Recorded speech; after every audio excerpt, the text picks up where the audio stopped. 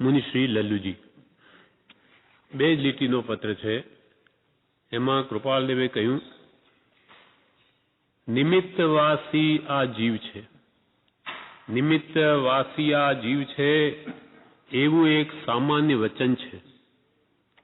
તે સંગ પ્રસંગથી થતી જીવની પરિણતિ વિશે જોતા પ્રાય સિદ્ધાંત રૂપ લાગી શકે છે.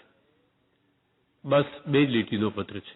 એમાં કૃપાલદેવે કહ્યું, નિમિત્તવાસી આ જીવ છે એવું એક સામાન્ય વચન છે. તે સંગ પ્રસંગથી થતી જીવની પરિણતિ વિશે જોતા પ્રાય સિદ્ધાંત રૂપ લાગી શકે છે. સહજાત્મ સ્વરૂપે યથા યોગ્ય. નિમિત્તવાસી આપણે કેવા છીએ? નિમિત્તાધીન છે. 636માં પત્રમાં કૃપાલે લખ્યું કે નિમિત્તે કરીને જેને હર્ષ થાય છે, નિમિત્તે કરીને જેને શોક થાય છે, નિમિત્તે કરીને જેને ઇન્દ્રિયજન્ય વિષય પર પ્રત્યે આકર્ષણ થાય છે, વગેરે વગેરે કહીને અંતે કહ્યું, તેવા જીવોએ તે નિમિત્તનો ત્યાગ કરવો ઘટે છે અને નિત્ય પ્રતિ સત્સંગ કરવો ઘટે છે. કેમ કે આપની વૃત્તિ નિમિત્તને આધીન ચલિત થઈ જાય છે. જ્ઞાની પુરુષોની વાત જુદી છે, છતાં કૃપાલ કે અમને પણ આ સંગ, આ સંસાર માંડ માંડ ગળખા ખાતા તરવા દે છે. કેમ કે એમને પણ આત્મધ્યાનમાં જ્યારે આ નિમિત્તો બાધક છે તો આપણા જેવા રાગી દ્વેષી જીવોને બાધક હોય એમાં કોઈ નવાઈ નથી. માટે જ્યાં સુધી એ નિમિત્તોની આપણને અસર થાય છે અને આપણી પરિણતિ અને ભાવ બદલાઈ જાય ત્યાં સુધી તેવા નિમિત્તોથી દૂર રહેવું જોઈએ. કેમ કે વૃત્તિ આપણી કંટ્રોલમાં નથી. આપણે એને સ્વાધીન રાખી શકીએ એમ નથી. એ નિમિત્તને આધીન થઈ જવાય છે. જેવો સંગ તેવો રંગ લાગે છે. માટે જ સત્સંગનું મહાત્મ્ય એટલું બધું કૃપાલદેવે કહ્યું કે સત્સંગમાં જો રહેશો તો સહેજે તમારું આત્મહિત થશે. અહીંયા 10 કલાકની આરાધના સહેજે થઈ શકે. જ્યારે એટલી બધી ત્યાં કરવી હોય તો ત્યાં આપણા ઘરે ગામ બહુ મુશ્કેલ છે. 1-2 કલાક માંડ કાઢી શકીએ. છતાં પણ જે વાતાવરણની અસર અહીંયા રહે તેવો ભાવ ત્યાં આવવો બહુ દુર્લભ છે. અને એ જ કારણે મહાપુરુષોએ આ તીર્થધામોમાં એકાંત સ્થાનમાં જોને આરાધનો એમ કહ્યું. અને એવી જગ્યાઓ પણ અનેક બનેલી છે તીર્થસ્થાનો. શા માટે? કે ઘરમાં આરાધના થઈ શકતી નથી, તેના માટે છે. તેથી કૃપાલદેવે એમ કહ્યું કે નિમિત્તવાસી આ જીવ છે એવું એક સામાન્ય વચન છે. પણ એ વચન ભલે સામાન્ય જગતમાં કે ભાઈ સંગ જેવો રંગ, ગંગા ગયે ગંગાદાસ, જમના ગયે જમનાદાસ જેવું થઈ જવાય છે. એટલે એક સામાન્ય વચન પણ એ સિદ્ધાંત રૂપ થઈ પડ્યું છે. એટલે કૃપાલ કે એવું એક સામાન્ય વચન છે કે નિમિત્તવાસી આ જીવ છે, પણ તે પણ સંગ પ્રસંગથી થતી જીવની પરિણતિ વિશે જોતા તો પ્રાય સિદ્ધાંત રૂપ લાગી શકે છે. સંગ પ્રસંગથી સંસારી જીવોની વૃત્તિમાં ફેરફાર થાય છે. તેને લઈને જાણે એક સિદ્ધાંત રૂપ થઈ પડ્યું છે કે ભાઈ સંગ છે, જેવો રંગ તમને લાગવાનો, માટે હંમેશા ઉત્તમ સંગમાં જ રહો. આ પ્રમાણે પત્રાંક આટલો જ છે, પણ એનું વિવેચન બ્રહ્મચારીજીએ કહ્યું છે. વિવેચનમાં જણાવે છે, નિમિત્તવાસી જીવ છે.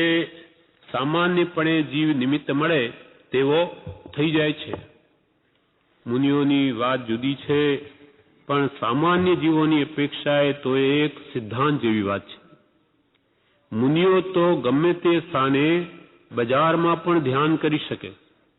આત્મધ્યાની મહાત્માઓ જેને સંસારનો કોઈ લવલેશ નથી, કોઈ બીજું કારણ નથી, કોઈ ઘર નથી, વ્યવહાર નથી, વેપાર નથી, માત્ર આત્મચિંતન, સ્વાધ્યાય કે ધ્યાનમાં જે નિરંતર રહે એવા મહાત્માઓ તો કે જે બજારમાં ધ્યાન કરી શકે. મુનિઓને તો ગમે તે સ્થાને બજારમાં પણ ધ્યાન કરી શકે, પણ સામાન્ય જીવોની અપેક્ષાએ તો જેવું નિમિત્ત મળે તેવો તે જીવ થઈ જાય છે. માટે નિમિત્તોની બહુ સંભાળ રાખવી. કેમ કે અંદરમાં તો બધા કષાયો પડેલા છે. આપણા અંદરમાંથી શું ગયું? કાંઈ ગયું નથી. કઈ પ્રકૃતિ મૂળમાંથી નાશ પામી? એકે નહીં. હજુ સમ્યક દર્શન થયું નથી એટલે અનંતાનુબંધી કષાયો પડ્યા છે. હવે એવા નિમિત્ત મળે તો અનંત સંસાર વધારી દે એવો ક્રોધ અંદરથી બહાર આવી જાય. માન, માયા, લોભ બધી જ વૃત્તિઓ અંદર છુપાયેલી છે, એટલે કે પ્રકૃતિઓ ઉપસમેલી છે, એ નાશ પામી નથી. જેમ કે એક કાચની બોટલમાં કચરો હોય પાણી સાથે, પણ એ બોટલ સ્થિર પડી તો કચરો નીચે જામી જાય છે. પાણી શુદ્ધ દેખાય પણ નીચે કચરો છે. હવે એ બોટલને હલાવવામાં આવે તો બધું ડોળું થઈ જાય, પાછું હતું તે મેલું થઈ જાય.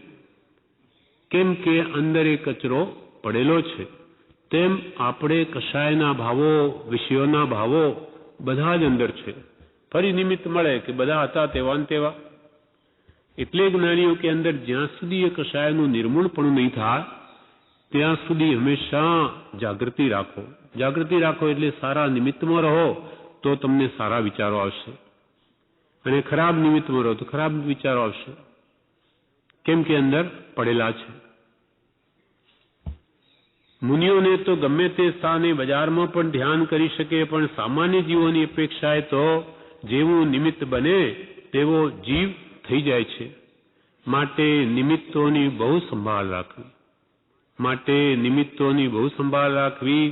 સારા નિમિત્તો ગોઠવવા. સારા નિમિત્તો ગોઠવવા. આ સત્સંગનું મહાત્મ્ય પણ એના જ માટે છે.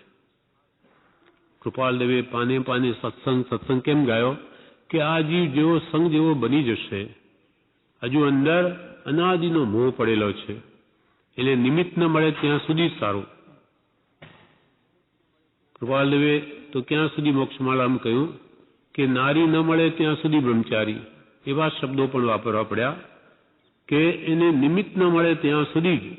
નિમિત્ત મળે કે પાછો અનાદિના સંસ્કાર પાછા જાગૃત થઈ જાય છે.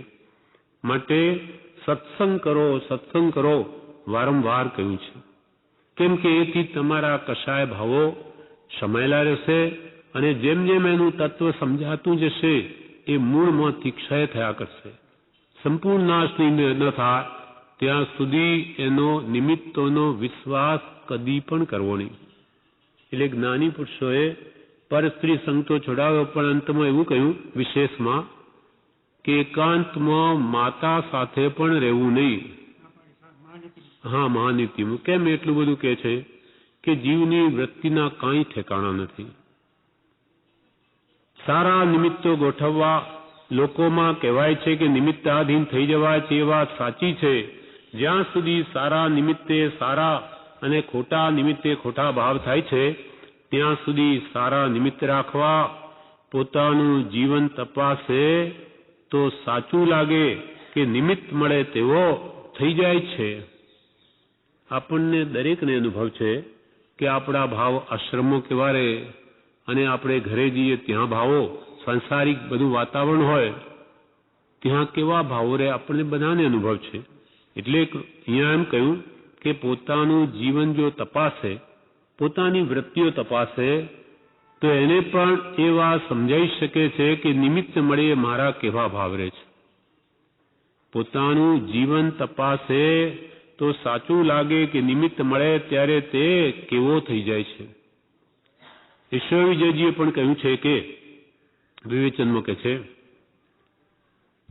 જેમ નિર્મળતા રે રત્ન સ્ફટિક તણી રે.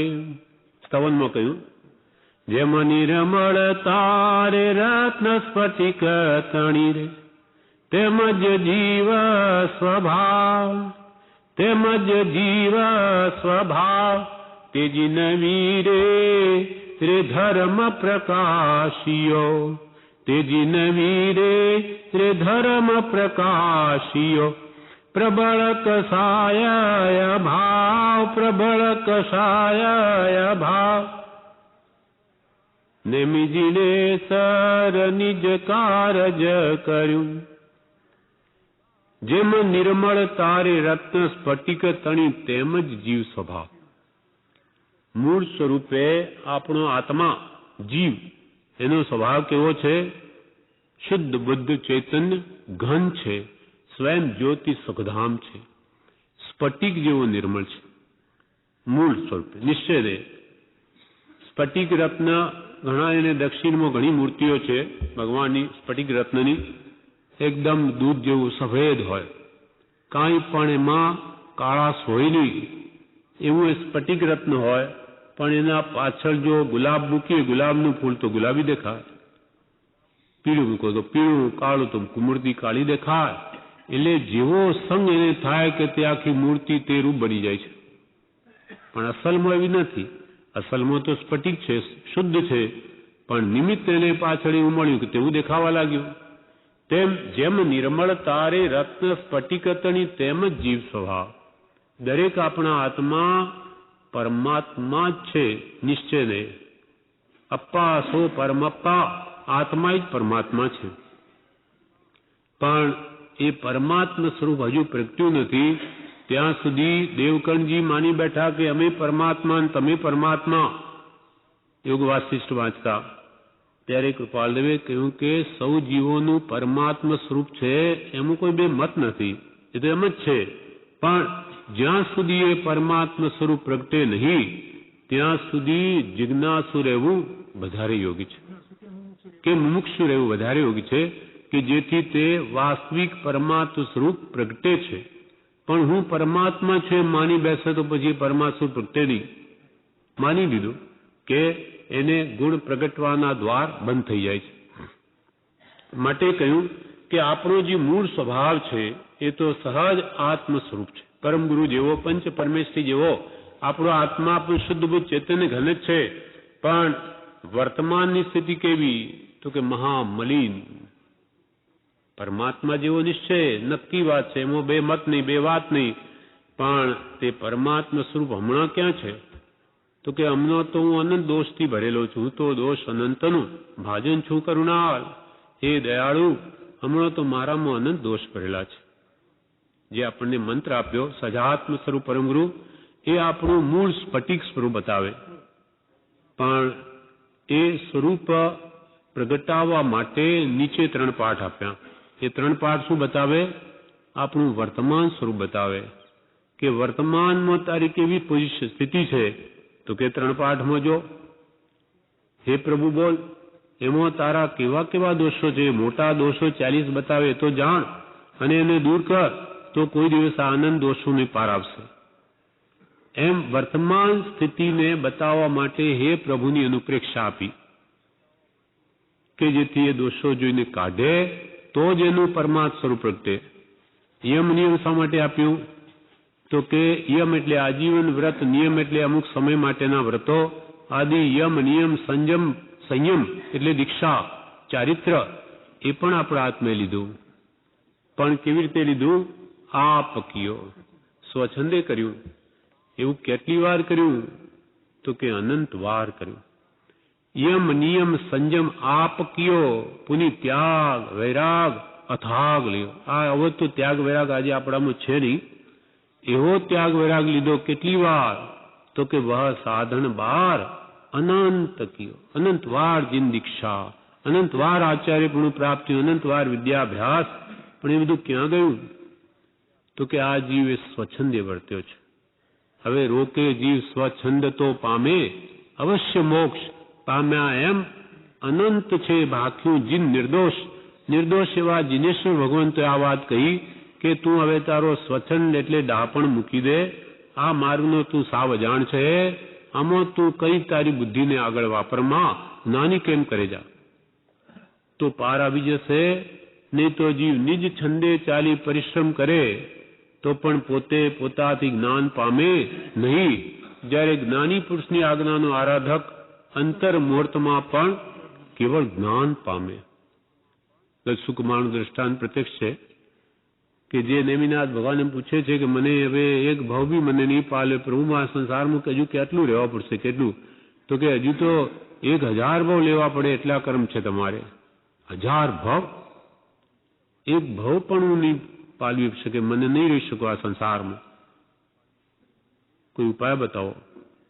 ભગવાન નેમિનાથ તો સર્વજ્ઞ છે, ત્રણેય કાલના જાણકાર, એટલે એ જાણે છે કે ના 1000 ભવના કર્મો પણ કેમ નાશ પામી શકે. એને કહી દે કે જાઓ શમશાનમાં જાઓ, ધ્યાનમાં ઉભા રહો.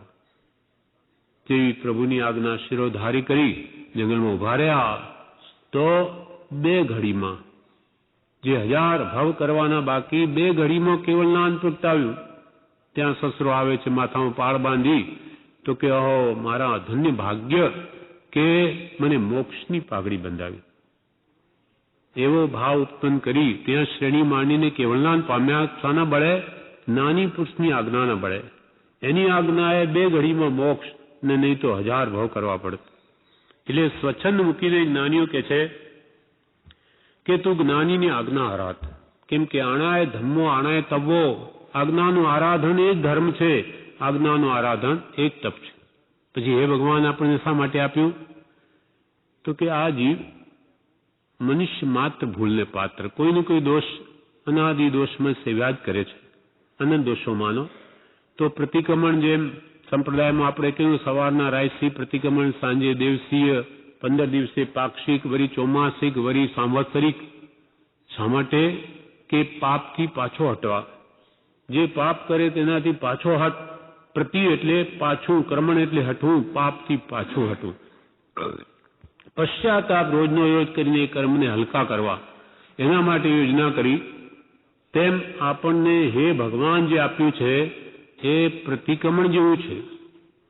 બ્રહ્મચારી કહે છે કે જો ખરા ભાવથી એવો પશ્ચાતાપ કરી દે તો એ સાચું પ્રતિક્રમણ થયું માનવું. હે ભગવાન હું ભૂલી ગયો. પાછો શું ભૂલ્યો? તો એ તરત જ આવે છે કે તમારા કહેલા વચનોને લક્ષ્યમાં મેં લીધા નહીં. લક્ષ્યમાં નહીં લીધા, બોલી જોઈએ છે. શું છે? રામ જાણે. રામ કે પોપટ કે પેલો કે કૃપાલ કે રામ કરે, રામ દાડમ કે દ્રાક્ષ? તો કે પોપટને ખબર નથી રામ એટલે દાડમ છે કે દ્રાક્ષ છે. તેમ આપણે બોલી જઈએ, પણ શું ભગવંતનું કહેવું છે કે હું આ હે ભગવાન બોલી રહ્યો છું, કયા દોષ શું કરું છું કે જે હજુ સુધી કાઢી શક્યો નથી? હું ભૂલી ગયો, આપના વચને લક્ષ્યમાં નહીં લીધા. લક્ષ્યમાં લે તો બધા દોષો ખ્યાલમાં આવે, પણ સ્વ તરફ લક્ષ્ય હોય તો, પર તરફ કરે તો કોઈ કાળે પાર ના આવે. એટલે હે ભગવાન આપણને આપ્યું એ શા માટે? કે પોતાના દોષો જોઈ જોઈને દૂર કરવા, પશ્ચાતાપથી બંધાયેલા પાપોને હલકા કરવા, કે જેથી કાળે કરીને ફરી દોષ કરે નહીં અને ભવિષ્યમાં મુક્ત થઈ જાય. એમ 3 પાઠ વર્તમાન દોષોને જોઈને નિવારવા માટે છે, અને સહજાત્મ સ્વરૂપ મંત્ર છે તે મૂળ સ્વરૂપનું ધ્યાન છે. સ્વરૂપની દ્રઢતા નહીં થાય ત્યાં સુધી લક્ષ્ય વગરના બાણની પેઠે બધા સાધનો નકામા છે. આ બધું કરીને કરવું છે શું? તો કે મારા સહજ આત્મ સ્વરૂપની પ્રાપ્તિ કરવી છે. એ પહેલા લક્ષ્ય બંધાવ્યો કે, અને એ લક્ષ્ય દ્રઢ થાય તો જ પુરુષાર્થ આગળ વધી શકે. નહીં તો આ બધું મારે દોષો કાઢીને મને મળવાનું શું? તો કે તારો અનંત જ્ઞાન દર્શન સુખમય આત્મા, તેનું સ્વરૂપ તને પ્રાપ્ત થશે. પછી કોઈ કાળે તને દુઃખ આવે જ નહીં. એના ધ્યાનમાં હોવું જોઈએ તો પુરુષાર્થ બળવું પડે. જેમ કે દ્રષ્ટાંત આપ્યું, કપડું મેલું હોય પણ આપણને ખબર છે કે કપડું સફેદ છે, તો એને 1 વાર ની 10 વાર ધોઈને પણ એને શુદ્ધ કરીશું કે નહીં કપડું સફેદ છે, એ તો મેલ છે. પણ મેલ જુદો, કપડું જુદું, એની સફેદાઈ એ આપણા ધ્યાનમાં હોય તો એ મેલ કાઢવાનો પ્રયત્ન કરીએ, નહીં તો શા માટે કરીએ? કપડું કાળું જ હોય, કાળા રંગનું જ હોય તો કે એ તો ફાટે પણ એ રંગ ફીટે નહીં. એને શું કામ? ધોવાથી કંઈ ધોળું થવાનું નથી. પણ ખ્યાલ હોય કે એ તો મેલ છે. તેમ આત્માની ઉપર આ કર્મના મેલ છે. એ જો નિશ્ચય થાય તો એ મેલ કાઢીને આત્મા સ્ફટિક જેવો છે એને આપણે નિર્મળ બનાવીએ. પરમાત્મા હું પણ થઈ શકું છું એવો પહેલા આપણે નિશ્ચય તો હોવો જોઈએ, નહીં તો શું કામ પ્રયત્ન કરવો? એટલે મંત્ર છે તે પોતાનું જે વાસ્તવિક શુદ્ધ સહજાત્મ સ્વરૂપ છે એ સ્ફટિક જેવું કે શુદ્ધ કપડા જેવું સફેદ નિર્મળ એ પહેલા ધ્યાનમાં હોવું જોઈએ. અને બીજું જે આપણી વર્તના છે વિષય કષાયવાળી, રાગદ્વેષવાળી, એ બધો કર્મ મેલ છે. એને જણાય તો એ ધીમે ધીમે ઘટાડે તો આત્મા સ્ફટિક જેવો શુદ્ધ બહાર આવે, અને એને પછી કોઈ દિવસે મેલ લાગે નહીં, જો એકવાર શુદ્ધ થઈ જાય તો. એટલે અહીંયા કહે છે કે આત્માનું સ્વરૂપ સ્ફટિક રત્ન જેવું છે, તેમ છતાં જેવા નિમિત્ત મળે તેવો થઈને ઉભો રહે છે. એવો હોવા છતાં અનાદિની એની મિથ્યામતી છે, પોતાને ભૂલી ગયો છે. પોતાનું જે જાણવું, દેખવું, સ્થિર રહેવું જે સ્વભાવ છે એ એના ખ્યાલથી બહાર થઈ ગયું. જ્યાં જુએ ત્યાં ચોટે છે, રાગદ્વેષ થાય છે કે બંધ થઈ જાય. પણ કે રાગદ્વેષ કરવાનો મારો સ્વભાવ નથી, જોવું જાણવું એ મારો ધર્મ છે, એમાં કોઈ દોષ નથી. પણ મને સ્વભાવમાં સ્થિર રહેવું જોઈએ, મને રાગદ્વેષમાં જવું નહીં જોઈએ, નહીં તો મને કર્મનો બંધ થઈ જશે. એવું એને સમજાઈ જાય અને નવીન બંધ ન કરે તો સમય સમય જૂના બંધ તો છૂટી જ રહ્યા છે. દરેક જીવને કર્મનો ઉદય છે, કર્મને આધીન કોણ નથી? પ્રત્યેક જીવ છે.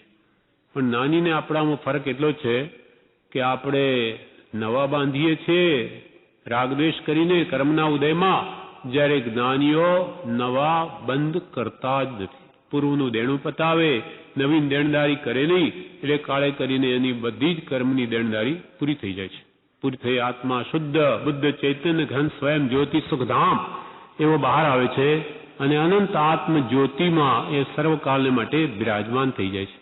પછી અનંત જ્ઞાન, અનંત દર્શન, અનંત સુખ, અનંત વીર્ય, જે ચાર ઘાતિયા કર્મ ક્ષય થવાથી અને પ્રગટે અનંત ચતુષ્ટય એમાં સ્થિત રહે છે. આખું જગત જોઈ શકે છે, આખું જગતના સર્વ ભાવો જાણી શકે છે, પોતાના અંશ સુખમાં બિરાજમાન હોય છે, અને અનંત વીર્ય શક્તિ સિદ્ધ ભગવાનને પ્રગટ છે. એટલે એને કોઈ કાળે કાંઈ જોઈતું જ નથી, કોઈ જાતનું દુઃખ જ નથી. એવી આપણા સર્વ આત્માઓની સ્થિતિ છે. સર્વ જીવ છે સિદ્ધ સમ. આપણે બધા સિદ્ધ ભગવાન જેવા જ છીએ, પણ જે સમજે તે થાય. પોતાના શુદ્ધ સ્ફટિક સ્વરૂપને જે સમજે, અને સમજ્યા પછી જે મેલને પણ સમજે કે હવે ઉપર મેલ છે, તે મેલને સમજીને કાઢે તો એનું શુદ્ધ સ્ફટિક સ્વરૂપ બહાર આવી જાય. પછી એને કોઈ કાળે દુઃખ નથી. અનંત કાળ ભવિષ્ય છે, કોઈ કાળે ફરી એને દુઃખ આવવાનું નથી. સ્ફટિક રત્ન જેવો જીવ છે, તેમ છતાં જેવા નિમિત્ત મળે તેવો થઈને ઉભો રહે છે. મનુષ્ય દેહ તો મનુષ્ય દેહ જેવો કે છે. મનુષ્યમાં જન્મ લીધો તો કે તો મનુષ્યમય પાછો પોતે સ્ત્રી હોય તો હું તો સ્ત્રી, પુરુષ હોય તો હું તો પુરુષ, અથવા હું તો વાણિયો, હું તો બ્રાહ્મણ, હું પટેલ. તેનું પણ આ જીવને અભિમાન હોય છે, તેનું ગાઢ મોહ મમત્વ હોય છે. જે કુલમાં જન્મે છે તે રૂપ પોતાને માને છે. પ્રભુશ્રીએ તો દ્રષ્ટાંત આપ્યું કે વટામણનો ભંગિયો, એને પૂછ્યું હશે, કંઈ એમના અનુભવમાં આવ્યું હશે તો કે ભંગિયો તું કોણ? તો કે ભંગિયો, પણ હું તો વટામણનો ભંગિયો. એને પાછો કે હું જેવો તેવો નહીં, વટામણનો ભંગિયો. આમ હલકી જાતનું ઉત્પન્ન થાય તેનું એનું પાછું અભિમાન છે. જ્યાં જ્યાં જન્મે છે તથારૂપ પ્રકાર ધારણ કરી ને તેના અભિમાનપણે વર્ત્યો છે, પણ એ આત્માનું સ્વરૂપ નથી. તેમ છતાં જેવો નિમિત્ત મળે તેવો થઈને ઉભો રહે છે. મનુષ્ય દેહ તો મનુષ્ય જેવો, પશુ દેહ તો પશુ જેવો થઈ જાય. તે બધાનું કારણ કર્મ છે. કર્મ છે, કર્મરૂપી મેલ છે. માટે કર્મ બાંધતા ધ્યાન રાખવું, સારા નિમિત્તોની ભાવના કરવી. જેવી ભાવના તેવો થાય છે. આપણે જો સત્પુરુષોના સમાગમની ભાવના અહીંયા કરીએ રોજ, કે મને સત્પુરુષના નિકટ નિવાસ મળજો, કે ફરી જ્યાં સુધી મુક્તિમાં નહીં જાઉં, મોક્ષને નહીં પામું, ત્યાં સુધી હે ભગવાન મારે જન્મવું હોય તો કોઈ સમ્યક દ્રષ્ટિ મહાત્માના ઘરે જ મારો જન્મ હોજો. બ્રહ્મચારીજીએ પ્રજ્ઞાઓનો એક ગાથા લખી છે. સમ્યક ત્વી કુટુંબ માજી હોતો હો અવતાર. સમ્યક ત્વી કુટુંબ માજી હોતો હોય અવતાર. અબુધને પણ બોધતાજી. અબુધ એટલે અજ્ઞાની, અબુદને પણ બોધતાજી મળજો સદગુરુ સાર જીવજોને ક્ષણ ક્ષણ નર ભવય અવસર જાય. હે ભગવાન, હજુ મારે જન્મ એટલે અવતાર ધારણ કરવાના બાકી હો તો હું એવી ભાવના કરું છું. બ્રહ્મચારી લખે છે કે સમ્યક તી કુટુંબ માજી હો તો હો અવતાર. મારો જો અવતાર હજુ મારે લેવો જ પડે તો એ ભગવાન કોઈ સમ્યક દ્રષ્ટિ મહાત્માના ઘરે મારો અવતાર હોજો. જેમ કે ઋષભદેવ ભગવાનના 100 પુત્રો હતા તો શું થયું? 100 મોક્ષને પામ્યા. વાત તો કરવા ગયા ઝઘડાની અને મોકલી દીધા, મોક્ષના માર્ગે ચડાવી દીધા. કેમ કે ઘરમાં જેવા સંસ્કાર હોય તેવા બાળકોમાં આવે. તેમ મારો જો જન્મ થવાનો હજુ હોય તો સમ્યક કુટુંબમાં જ હો તો અવતાર, અને અબુદને પણ બોધતાજી મળજો સદગુરુ સાવ. સાવ અજ્ઞાની હોય, મૂઢ હોય, તેને પણ જ્ઞાની માનવ બનાવી દે, પરમાત્મા બનાવી દે. કેમ કે ગુરુ કારીગર સારીખા, ટાંકી વચન વિચાર, પથ્થર સે પ્રતિમા કરે પૂજા લહે અપાર. પથ્થરો છે મૂર્તિ, પણ એને કારીગર શું કરે? ઘડી ઘડીને મૂર્તિ બનાવી દે. એવી સુંદર પરમાત્માની મૂર્તિ બનાવે કે આપણે જોઈને ભાવ થાય કે હા, શું ભગવાનની વિતરાગ મુદ્રા છે, શું આંખમાંથી કે મુખ કમલ કેવું વિતરાગતા કેવી ઝરી રહી છે. જોઈ જોઈને આપણે વિતરાગતાના ભાવ થાય. એ શું કારીગરીની કમાલ છે, એની કરામત છે કે એને એવી કળા એમાં લાવ્યો કે વિતરાગતા એમાં દેખાય. તેમ ગુરુ છે તે કારીગર સારીખા. આલોચનામાં આપણે બોલીએ ગુરુ કારીગર સારીખા. ગુરુને કારીગર સરખા છે કે પેલો ટાંકણાથી ઘડે, આ જ્ઞાની પુરુષ વચનરૂપી ટાંકણાથી આપણને ઘડે. ટાંકી વચન વિચાર, પથ્થર સે પ્રતિમા કરે પૂજા લહે અપાર. તેમ આપણે આપણા માતા પિતા જો સમ્યક દ્રષ્ટિ હોય, એના ઘરમાં આપણો જન્મ હોય તો એ પણ આપણને આવા સંસ્કાર આપે કે બેટા આ ધર્મ કરવો, રોજ ભગવાનના દર્શન કરવા, પૂજા કરવી, ભક્તિ કરવી, આ બધું વાંચે ને માય તારે સમજવું. બીજો વિષય છે, આ એક સબ્જેક્ટ છે, એ બહુ જરૂરી છે, બહુ આવશ્યક છે. એ આપણને મોક્ષમાળામાં સદગુરુના પાઠમાં કૃપાળુએ આપ્યું. શિક્ષક તે તારા કેવા? તો કે તો બહુ સારા છે. એ તો જાણે બોલે તો મુખમાંથી ફૂલ ઝરે. તો કે સારું, એ જ સારા છે તો તને સારી શિક્ષા આપી શકે. જો એ સ્કૂલના શિક્ષક પણ જો સદાચારી નહીં હોય તો તને સદાચાર કોણ શીખવે? એમ આત્માર્થી ગુરુ મળે તો આત્મજ્ઞાન આપી શકે. એટલે એવા કુલમાં જન્મ થવાનો હોય તો થાય, એવા નિમિત્તથી મારું કલ્યાણ થઈ જાય. એટલે અહીંયા કઈ ભાવ એવા રાખો, જે કંઈ થઈ રહ્યું છે ભાવથી થઈ રહ્યું છે. આજ આ સ્થિતિ પામ્યા એ પણ પૂર્વ જન્મના ભાવનું ફળ છે. આપણે કોઈ જાણે અજાણે આવા સારા ભાવો કર્યા છે, કોઈ સત્પુરુષની સેવા કરી છે કે કંઈક એવા સારા ભાવો કર્યા કે આવા ભયંકર કાળમાં, આ કાળનું તો ભયંકરપણું ભગવાન મહાવીરે પણ ઘણું કહ્યું છે શાસ્ત્રોમાં, અને કૃપાળુ દેવે પણ પંચમ કાળ એવો નામ પાઠનું આપીને મોક્ષમાળામાં પાઠ લખ્યો છે. કેવું કાળનું ભયંકર સ્વરૂપ છે, જ્યાં સત્પુરુષના દર્શન દુર્લભ થઈ પડ્યા. હજારો કેવડી આજે પણ મહાવિદ્ય ક્ષેત્રમાં વિચરે છે કેવડીઓ, જ્યારે અહીંયા તો કોઈ સમ્યક દ્રષ્ટિનો જોગ દુર્લભ થઈ પડ્યો. આ સમ્યક દ્રષ્ટિ આત્મજ્ઞાની મહાત્માંત જોગ દુર્લભ છે, પણ સાચા આત્માર્થી જીવો કે જેને આત્મા સિવાય કંઈ નથી જોઈતું એવા જીવો પણ મળવા દુર્લભ થઈ પડ્યા છે. એવો કાળ આવી ગયો. તો આવા ભયંકર કાળમાં ઊંડા અવસર પીડી, હુંડ એટલે ધીટ, બિહામણો, આ ભયંકર કાળ છે જે અનંત કાળે કોઈક વાર આવે. અવસર પીણી ઉત્સર પીણી તો આવી અનંત ગઈ. આ એક કાળ ચક્ર કહેવાય છે. એક કાળ ચક્ર આખું ફરી ગયું ક્યારે કહેવાય? તો કે એક અવસર પીણી 10 કોડાકોડી સાગરોપમની અને એક ઉત્સર પીણી 10 કોડાકોડી સાગરોપમની, બે મળીને 20 કોડાકોડી સાગરોપમની કાળ ચક્ર કહેવાય છે. તો એવા કેટલા કાળ ચક્ર વ્યતીત થઈ ગયા? અનંત કાળ ચક્ર તો પૂરે વ્યતીત થઈ ગયા. છતાં એટલે કૃપાલ કે ક્ષણ ક્ષણ જતા અનંત કાળ વહી ગયો. ક્યાં વયો? તો કે આ ચાર ગતિમાં આપણા માટે કોઈ જેની આદિ જ નથી, શરૂઆત જ નથી, તો એ દુઃખનો કોઈ પાર છે? અનંત કાળથી હું દુઃખ જ ભોગવું છું.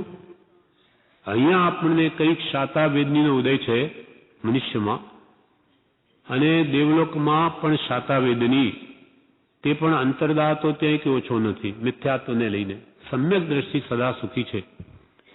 સમ્યક છે દ્રષ્ટિ જેની, એ જીવો તો મનુષ્ય ભાવમાં સુખી, સમ્યક દ્રષ્ટિ દેવલોકમાં સુખી.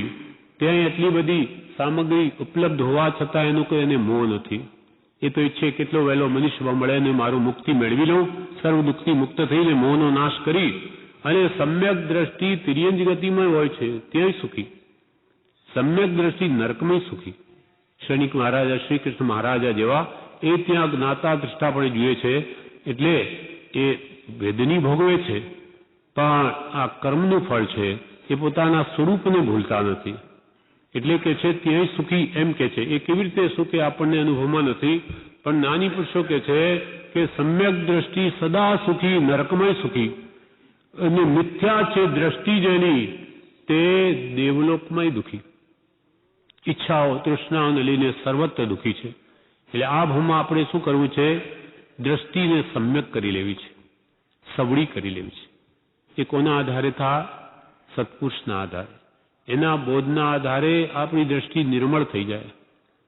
જ્યાં જ્યાં અહમ ભાવ, મમત્વ ભાવ જાય, ટળી જાય, હું દેહાદિ સ્વરૂપ નથી, દેહ સ્ત્રી પુત્ર આદિ મારા નથી, શુદ્ધ ચૈતન્ય સ્વરૂપ અવિનાશી હું આત્મા છું, આ સમ્યક દ્રષ્ટિ છે. આ ભાવ જો દ્રઢ થઈ જાય તો આપણને મરણ પણ દુઃખ ના આપે. કેમ કે મારું છે જ નહીં, શરીર મારું નહીં, એ તો પરાયું છે એટલે છૂટે છે. કુટુંબે મારું નથી, હું કઈ લઈને આવેલો નહીં, એકલો આવ્યો, એકલો જઉં છું. અને હું તો શુદ્ધ ચૈતન્ય સ્વરૂપ અવિનાશી હું આત્મા છું, અને એ મારું આત્મ સ્વરૂપને તો કોઈ હણી છેદી ભેદી શકે જ નહીં. તો મને ચિંતા શું, શોક શું? હું ક્યાં મરું છું? એટલે એવો જીવ મરણ વખતે સુખી, આ ભાવમય સુખી, પરભાવમય સુખી, પણ આત્મભાવ અહીંયા દ્રઢ કરે તો. એટલે આપણે આ જ પુરુષાર્થ આ ભૂમો કરવાનો છે કે દેહભાવ કેટલો છૂટે દેહાધ્યાસ. તો નહીં કરતા તું કર્મ, નહીં ભોગતા તું તેનો, એ જ ધર્મનો મર્મ. ધર્મનું રહસ્ય જ આ છે કે જેટલો દેહાધ્યાસ છૂટે એટલો એ પરમાર્થ તરફ વળ્યો, સતમાર્ગમાં આવ્યો. અને એ ધર્મથી મોક્ષ છે. વળી કે જે તું છો મોક્ષ સ્વરૂપ, તારો આત્મા મુક્ત સ્વરૂપ જ છે, પરમાત્મા સ્વરૂપ છે. તું છો મોક્ષ સ્વરૂપ કેવો? તો કે અનંત દર્શન જ્ઞાન તું. તારા આત્મામાં અનંત તો દર્શન છે. તું અહીંયા બેઠો 14 રાજલોક જોઈ શકે એવી શક્તિ છે તારા અંદર. અનંત જ્ઞાન, 14 રાજલોકનું ક્યાં ક્યાં શું થઈ રહ્યું બધું જાણી શકે એવી તારામાં શક્તિ છે. અનંત જ્ઞાન પડ્યું, અનંત દર્શન. અનંત દર્શન જ્ઞાન તું અવ્યા બાધ સ્વરૂપ. એટલે તારા આત્મામાં એક અનંતાંશ પણ બાધા પીડા નથી. તું શું કામ દુઃખી થાય? અવ્યા બાધ સ્વરૂપ છે તું. વળી કેવો? શુદ્ધ બુદ્ધ એટલે જ્ઞાની, શુદ્ધ એટલે સંપૂર્ણ શુદ્ધ, કર્મલ રહિત સ્ફટિક જેવો. શુદ્ધ બુદ્ધ ચૈતન્ય ઘન, ચૈતન્ય ઘન પિંડ છો, તું જળ નથી. શુદ્ધ બુદ્ધ ચૈતન્ય ઘન અને સ્વયં જ્યોતિ સ્વરૂપ છો. તારી જ્યોતિ કેવી? સ્વપર પ્રકાશ તારા આત્માને જણાવી શકે અને અનંત જગતના સર્વ પદાર્થોને પણ પ્રકાશી શકે. સ્વપર પ્રકાશક એવી જ્યોતિ, સ્વયં જ્યોતિ અને સુખધામ. આપણે સુખને માટે જગતમાં કેટલા બધા પ્રયત્નો કરીએ છીએ, જ્યારે જ્ઞાની પુરુષો કે તું સુખનું ઘર છે. સુખ એ તો આત્મામાં છે. સુખાભાસ, વેદકતા, ચૈતન્યતા, વિલાસ, ક્ષમતા, રમતા, ઉરતતા, જ્ઞાયકતા, સુખભાસ. કોને થાય સુખભાસ? આત્માને. એ આત્માનો ગુણ છે. અને કૃપાલ કે સુખ અંતરમાં છે, બહાર શોધવાથી નહીં મળે. અંતરનું સુખ અંતરની સમશ્રેણીમાં છે, અને તે થવા બાહ્ય પદાર્થો સંબંધીનું આશ્ચર્ય ભૂલ. આપણે બાહ્ય પદાર્થોના આશ્ચર્યને તેમાં સુખ શોધીએ, નાની વગર તને કોઈ કાળે નહીં મળે. કેમ કે છે જ નહીં. કોલસાની ખાણમાં હીરો શોધે ક્યાંથી મળે? હાથ પણ કાળા થાય. તેમ જ્યાં હીરો છે ત્યાં શોધે તો મળે, સુખ આત્માઓ છે ત્યાં શોધે તો મળે, બહાર કોઈ દિવસ નહીં મળે. માત્ર ઉપાધિ મળશે, ત્રિવિધતા આપતી દુઃખી થઈશ, એટલે કે તારા હાથ પણ કાળા થઈ જશે. સુખ તો ન મળે પણ ઉડતો દુઃખી થઈ જઈશ. એવી જે જ્ઞાનીઓની માન્યતા એ આપણને શ્રદ્ધાનમાં આવી જાય, એ સમ્યક દ્રષ્ટિ છે, સમ્યક શ્રદ્ધાન છે. એ સમ્યક જ્ઞાન વડે થાય છે. સમ્યક જ્ઞાનથી સમ્યક દર્શન થાય અને પછી વર્તનમાં આવે, એટલે સમ્યક ચારિત્ર ગુણ આવે અને રત્નત્રયની એકતા થઈને કે એનો નાનો મોક્ષ થઈ જાય છે. પછી કોઈ કાળે એ સંસારના દુઃખોમાં આવતો જ નથી. એ બધી જેવી ભાવનાનું, સારા નિમિત્તોની ભાવના કરવી, જેવી ભાવના તેવું થાય છે. જેવા ભાવ તેવા પ્રભુ ફળે, બબ્બા ભજન થકી ભય ટળે. જેવા ભાવ તેવા પ્રભુ ફળે. તું ભાવ મોક્ષ ન કરે તો મોક્ષ મળે. ભાવમાં ઊંડે ઊંડે સ્વર્ગના ભાવો હશે પછી દેવલોક જ મળશે. પણ પ્રભુ શ્રી કે ભાવનો ભિખારી નહીં થવું. કોઈ પણ ક્રિયા કરીને ભાવ તો મોક્ષનો રાખવો. એનું દૃષ્ટાંત આપ્યું કે ખેડૂત ખેતી કરે, શા માટે કરે છે? અનાજ માટે કરે, કંઈ ઘાસ માટે નહીં. એના લક્ષ્યમાં શું હોય? ઘઉંની ખેતી કરે તો ઘઉં માટે કરે છે, ચાવલની ખેતી કરે ચોખા માટે કરે છે. જ્યાં સુધી ઘઉં કે ચાવલના ડુંડા એના પર આવે નહીં ત્યાં સુધી એ કાપે નહીં. કેમ કે એનો લક્ષ્ય શું છે? અનાજનો છે. એવો જેનો અનાજનો લક્ષ્ય છે તેને ઘાસના ડુંડા તો મળે જ, સાથે અનાજ મળે. પણ જેને ઘાસનો જ લક્ષ્ય હોય તો થોડું મોટું થઈ ગયું કાપી નાખે, એને ઘાસ મળે, અનાજ નહીં મળે. આ દ્રષ્ટાંતથી જ્ઞાની પુરુષો કહે છે લક્ષ્ય જે મોક્ષનો રાખે તો એને આ ઘાસરૂપ દેવલોક આદિના સુખ તો મળે જ. કેમ કે વિસામો છે મોક્ષમાં જતા, પુણ્ય વધે એટલે. પણ જે ઘાસરૂપ આ દેવલોકનો જ રક્ષ રાખે તેને દેવલોક મળે ઘાસરૂપ, પણ ડુંડારૂપ મોક્ષ ન મળે. એને મોક્ષ ગયો કેમ કે એનો લક્ષ્ય જ દેવલોક આદિ સુખો.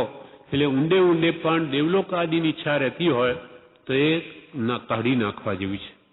ત્યાં દુઃખ જ છે. જ્યાં જ્યાં મોહ છે ત્યાં દુઃખ છે. ત્યાં તો મોહના પ્રબળ નિમિત્તો છે. આગળના પત્રમાં આવશે કે જ્યારે એને જાતિ સમણ જ્ઞાન થાય છે અને જો પૂર્વભાવના દેવલોકમાં હતો એ જો એને ધ્યાનમાં આવી જાય તો પછી કહે છે કે અહીંયાની બધી વસ્તુ એને તુચ્છ ભાસે અને અહીંયાની સ્ત્રીઓ તો એને રાક્ષસી જેવી લાગે. બ્રહ્મચારી વિવેચનમાં કહ્યું છે કે ત્યાંનું એને આપણે મુંબઈ જોઈ આવ્યા કેમ લાગે એવી રીતે કે એને બધું દેખાય. એટલે કે હો ત્યાંનું આવું સુખ ને અહીંયા શું છે? કાંઈ જ નથી. વિષ્ટાગ્રહમાં જાણે બેઠા એવું લાગે. સુકોશલ મુનિ હતા તેવી રીતે એને પૂર્વભાવનું જ્ઞાન થયેલું. તો એ 5મા દેવલોકમાં નલિની ગુલ્મ વિમાન છે તેમાંથી આવેલો. એટલે એ વિમાનનું એને જાતનું જ્ઞાન થયું. અહીંયા રાજપુત્ર છે સુકોશલ મુનિ અને પોતાના મામા જ્ઞાની છે. એટલે પોતાની બહેન પાસે આવ્યા રાજમહેલમાં અને કહ્યું કે મારે ચોમાસું કરવા વિચાર છે. હવે મા જાણે કે એના પિતાએ ચાલ્યા ગયા અને આ એકી વળી આ મારા ભાઈના બોધથી જો બુજી ગયો તો આ મારો પુત્રી ચાલ્યો જશે. એટલે કહ્યું કે ભાઈ તમે ભલે રહો અહીંયા, આપણી આ ઉપાશ્રય શાળા છે, પણ તમારે કોઈને બોધ આપવો નહીં. તમારે કોઈ બોધ આપવો નહીં. તો કે ભલે એમ કરીશ.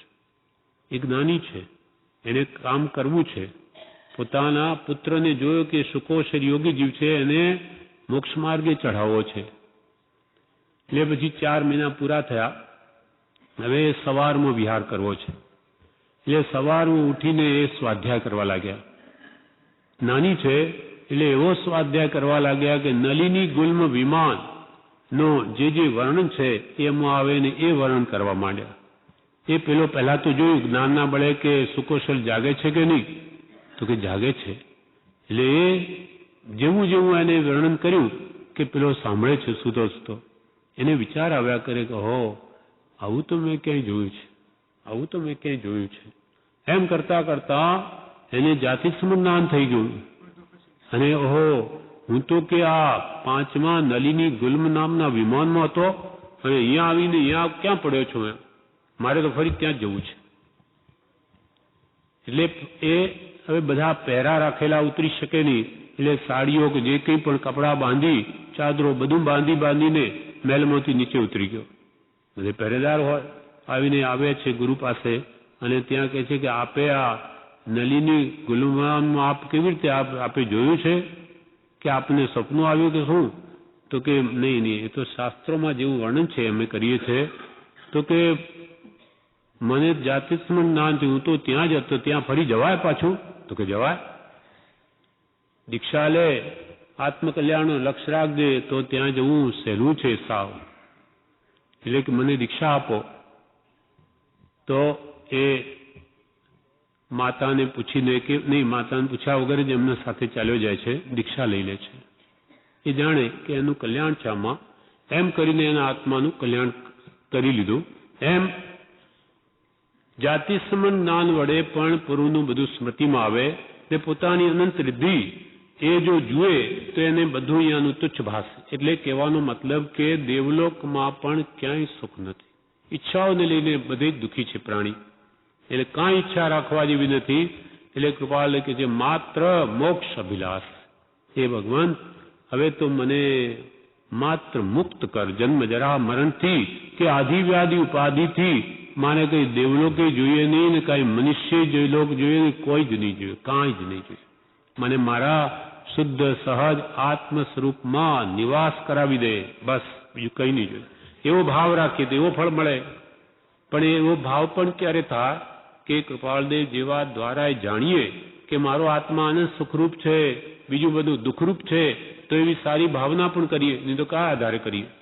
એટલે અહીંયા કહે છે સારા નિમિત્તોથી સારી ભાવના કરવી, અને જેવી ભાવના તેવું જ ફળ થાય છે. નિમિત્તોને ઓળંગી જાય એવા કૃપાળુદેવ જેવાની વાત જુદી છે. નિમિત્તોને ઓળંગી જાય એવા કૃપાળુદેવ જેવાની વાત જુદી છે. સમ્યક દર્શન છે તે બચાવે છે. બધાને પોતાના સંગ પ્રસંગથી ભાવ કેવા થાય છે તે વિચારે તો ખબર પડે. સમ્યક દર્શન, સમ્યક એટલે સૌનું શ્રદ્ધાંજલિ થઈ ગયું, દેહમાં આત્મબુદ્ધિ મટી ગઈ, તેને આ ભાવો બચાવે છે. તેને સંસાર પરમાન, સ્વને સ્વ મનાયું, પરમ પરબુદ્ધિ થઈ, એને સંસાર મોરું ભાસતો નથી. પણ આપણા જેવાને જ્યાં અનંતાનંદની કસાયને લેલા જેવા રાગદેશ પડ્યા છે તે તો નિમિત્તને આધીન થઈ જવાનો છે. માટે કૃપાલ કે આવા નિમિત્તોથી હંમેશા દૂર રહેવું. એટલે અહીંયા કહ્યું, બે જ લીટીનો પત્ર છે કે નિમિત્તવાસી આ જીવ છે એવું એક સામાન્ય વચન છે. તે સંગ પ્રસંગથી થતી જીવની પરિણતિ વિશે જોતા પ્રાય સિદ્ધાંત રૂપ લાગી શકે છે. નિમિત્તને આધીન જીવ છે એ સામાન્ય વચન આપણને લાગે, પણ આપણી પરિણતિ સંગ પ્રસંગથી ફરી જતા તો જોઈએ કૃપાલ કે તો એક સિદ્ધાંત જાણે ન હોય કે સંગ જેવો રંગ લાગે જ મોટે ભાગે, એવું થઈ ગયું છે. સહજાત્મ સ્વરૂપે યથા, સહજ આત્મ સ્વરૂપમાં જેની સ્થિતિ છે એવા કૃપાળદેવ કે છે અમારા તમને યથા યોગ્ય નમસ્કાર પ્રાપ્ત થાય. તમારી જેવી યોગ્યતા તેવો તમને નમસ્કાર. આ પ્રમાણે પદ પૂરો થયો. હવે પત્રાંક 627. વવાણિયા શ્રાવણ સુદ પૂનમ સોમ 1951. આ પત્ર ધારસીભાઈ કુશલચંદ સંઘવી, ન્યાયાધીશ મોરબીના, એના ઉપર છે, જે કર્મ ગ્રંથના ઘણા અભ્યાસી હતા. એટલે એમને લખે છે કે આત્માર્થે વિચાર માર્ગ અને ભક્તિ માર્ગ આરાધવા યોગ્ય છે, પણ વિચાર માર્ગને યોગ્ય જેનું સામર્થ્ય નથી તેને તે માર્ગ ઉપદેશવો ન ઘટે એ વગેરે લખ્યું છે તે યોગ્ય છે.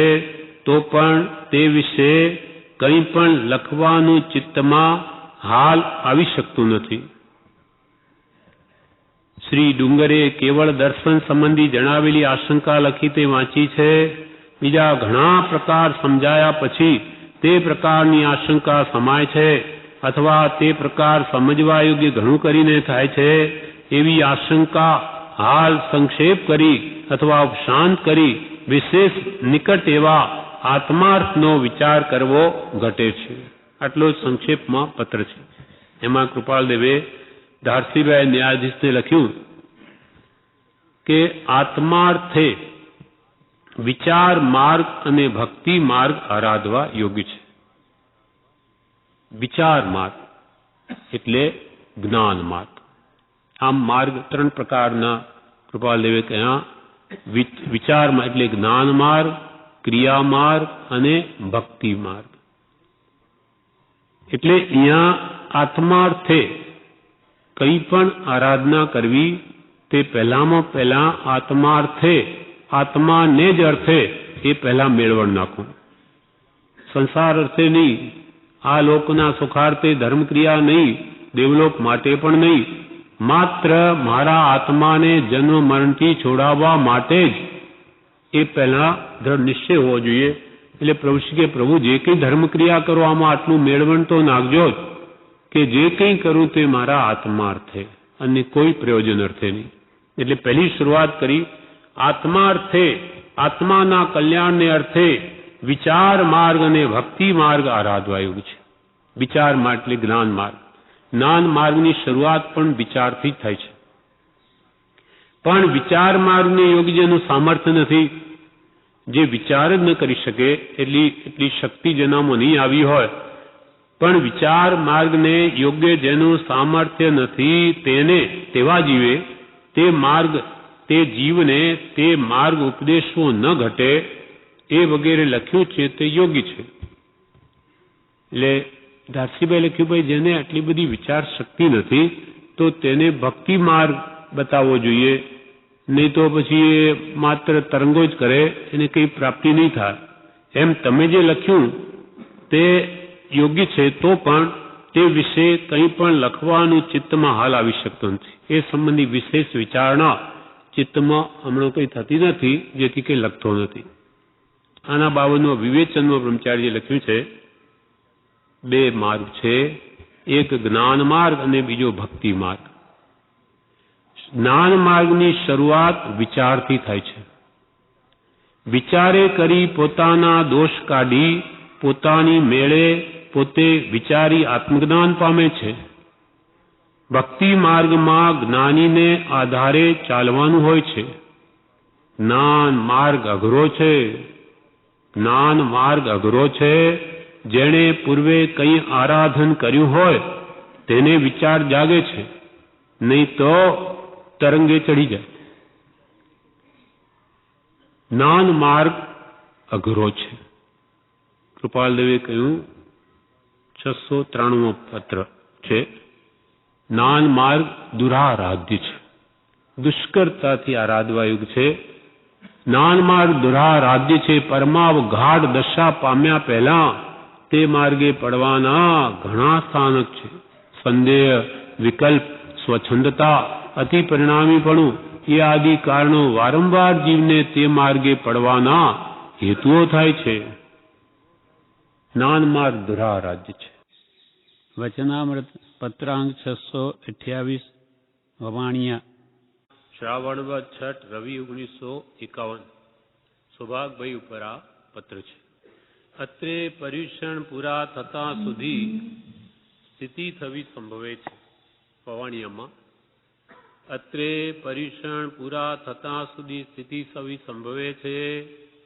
કેવળ જ્ઞાનાદિ આ કાળમાં હોય એ વગેરે પ્રશ્નો પ્રથમ લખ્યા હતા. તે પ્રશ્નો પર યથાશક્તિ અનુપ્રેક્ષા તથા પરસ્પર પ્રશ્નોત્તર શ્રી ડુંગર વગેરે કરવા યોગ્ય છે. પત્રાંક 615 જ્ઞાન સંબંધીના 4-5 પ્રશ્નો પૂછ્યા હતા.